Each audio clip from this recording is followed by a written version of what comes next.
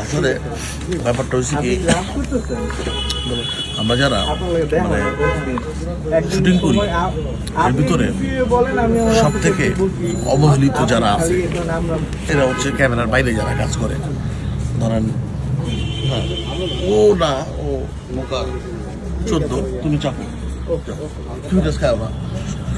ধরেন chief assistant director, ওর উপরে একটা বাস যায়, হ্যাঁ, কারণ আর্টিস্ট দেরি করে এলো কেন, পরে দেয় ডিরেক্টর, ঠিক আছে। ক্যামেরাম্যানে মনে করলাম মনিটর ঠিক করে আনে না, ওর উপরে যায়, হ্যাঁ।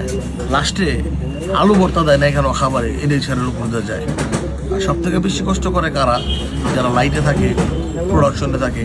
আর লাইটের ওদের জন্য আমার বেশি মায়া লাগে। কেন মায়া লাগে? এই মানুষগুলি সবার আগে আসে এবং শুটিং শেষ হলে আর ওদের লাইট বুঝাইতে আরও 2 ঘন্টা সময় লাগে। তো এই জন্য বললাম, আমরা যারা শিল্পী আছি এবং যারা নতুন কাজ করতে যাবেন, তারা অবশ্যই যারা ক্যামেরার পিছনে আছে তাদেরকে প্রপার সম্মানটা করবেন। Thank you.